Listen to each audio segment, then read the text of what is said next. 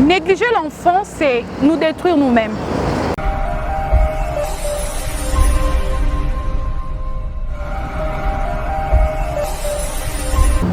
Regard sur l'enfant, bienvenue fidèles téléspectateurs.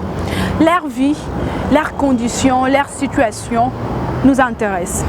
Des milliers d'enfants travaillent tout justement pour pouvoir trouver de quoi manger.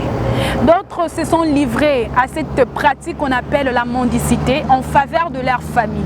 Vous allez suivre en images et on revient tout juste après.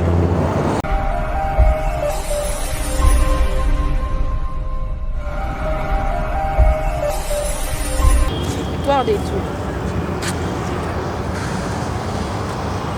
Ici, nous sommes devant le palais du peuple, dans la commune de Lingwala. Cette partie de la capitale constitue un quartier général pour les enfants en situation difficile. Ils sont nombreux qui, à longueur de journée, parcourent de rue pour mendier. Certains ne peuvent pas aller à l'école. Au lieu de préparer leur avenir en allant à l'école, ces gamins sont contraints d'apprendre la mendicité comme mode de vie. Deux fois divisés en plusieurs groupes, ces enfants se font parfois la guerre. Arrivés ici, nous avons trouvé un cas que nous n'avons pas pu filmer pour des raisons sécuritaires. Il s'agit d'une petite fille qui s'est fait tabasser et même blessée par les autres sans secours. Nous avons rencontré certains et ce qu'ils nous ont raconté nous a laissé sans voix.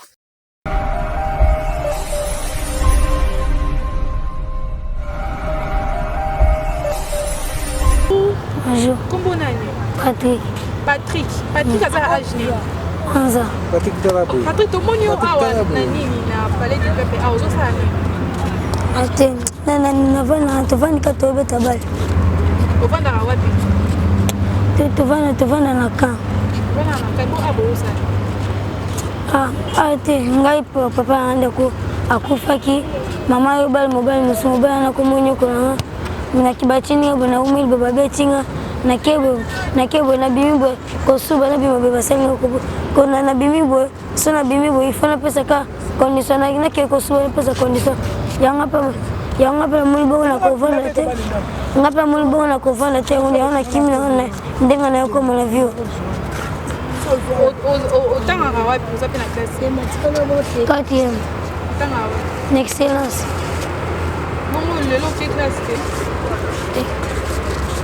eloko nini okosenga na bato oyo bakoki kolanda yo ngai lelo ezonga na posaka bazosanga classe na ndo tanga na ngai bazosonga bandotanga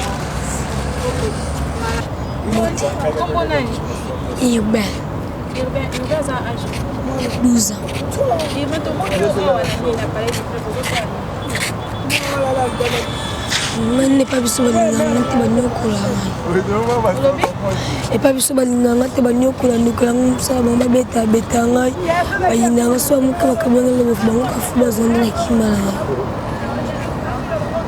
baparent bazalaki kwiti siko awa osalaka ndeni awa nde teyaki epa koko na biso olalaka wapi olalaka awa to oza na place to olalaka tolalaka olalaka kaka awa otangaka wapi oza na place atanga na excellence siko awa oyo osala nini classe na awa osala nde nanaye kotanga me natanga lisu te esali combien de temps otanga su te kolebele okataki classe na classe 4e na 4 mpona nini nga nde siko nde bakanganga nde saki na ekole nasalaka nde siko finga nde mwakose biso nde bakayinga saki baesinga bonaya na bakpara nde naye siko na ndako naye bisiko kola biso bakayinga senekama bene senga bapara bande kokola biso komobeta ngai anyokola ngai nde nayekima na ngai namona atanga na ngai te nde nakimi okime pa koko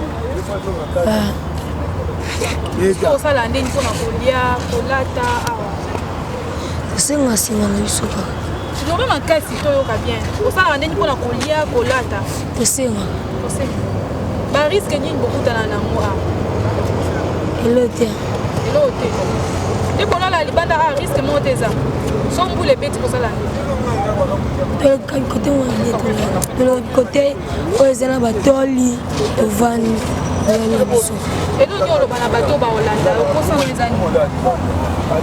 Ngal ne bazong sanga kwa la lotanga nde. Oyo na noteki. Aya ke. Vito Dieu a âge 8 ans. te dis tout le monde a ozo salani.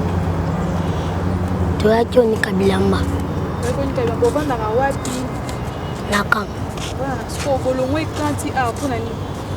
Tu as qui on est kabilamba. Bon na quand on est kabilamba te. Maizakite. Na quand on va na nani. On va na yo mon pote on va na nani. Navanda kana mama. On na mama. On tanga wapi. Na bako tanga na mapolina. Wapi? Na mapolina. On tanga sute. Pour nani. Baliforme na ngai. Na bakai na ngai. Tulala kana ndako. Bakte mbula ebetaki. Ekotela kibiso na ndako. Na lamuki olbeso na ngana kwa bakai. Natal baliforme cho basake toleke. Pe lobi na ngo. Ndi mama sabe na kata classe. Poso no ezala kani. Maposa na ngaza na zonga classe. Na kotanga. Bato bakolanda osengi bango. Ngana sengi kaka. Natanga. Nazala pi maili. Nazala kisa maili. Tangu nazala kinanda. Ozala poso koma wana. Nazala kisa koma wana. Kwa bayani babeta bale.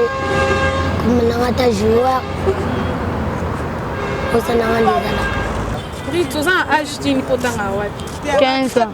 Potanga wapi. Ouais, PMC À la tanga. Potanga te poani. L'autre. Hein? L'autre. Potanga te ka kone lote. Tout le monde a la nuit, on parlait du peuple, ah, aux osala. L'autre. Hein? Ah, papa, faisait. Ah, fazer, papa, bazar. Nakam. Baba.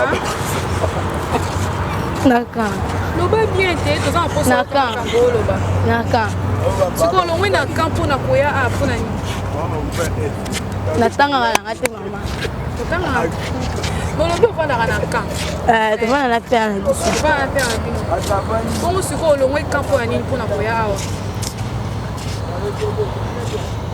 On a bien ça bien te, ou surtout liya kate, ou ça bien te kuna yango au préféré ya na parler du peuple.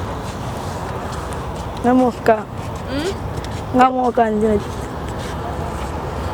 Et nous nous aussi on a bateau ba Hollande. Loni. Na kusatanga. Ça pour ça. Ça pour ça comme quoi nani. Mama nini? Nakoma rwane. Mala na posa. Nakoma madam.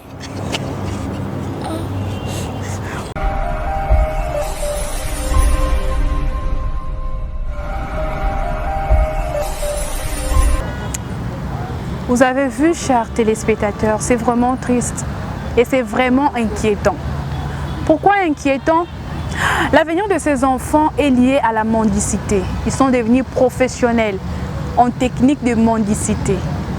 Tout simplement parce que la famille n'est pas en mesure de prendre soin de ses enfants. Les parents ne sont pas capables de payer les frais de ses enfants et l'éducation de ses enfants est compromise. La rue n'a jamais été un meilleur endroit pour les enfants. Vous avez vu, certains ont de conflits entre eux et cela fait mal au cœur. Ils souhaitent juste aller à l'école. Ce n'est pas trop demandé. Ils veulent juste aller à l'école comme tous les autres enfants. Chaque enfant a droit à l'éducation. Ça, c'est selon la constitution de notre pays. Mais ce n'est pas ce qui se passe. Certains enfants sont abandonnés à leur triste sort. Ils ne sont pas juridiquement responsables de ces actes. Car ces enfants méritent mieux. Ils savent que le présent leur offre.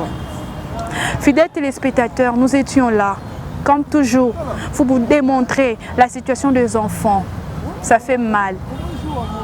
Mais que faire? Nous sommes toujours là pour vous démontrer et à vous de réagir. Je dis merci beaucoup à Réveil Koupa qui était derrière la caméra et à notre réalisateur Emmanuel Mwamba. Et je vous dis au revoir, à la prochaine.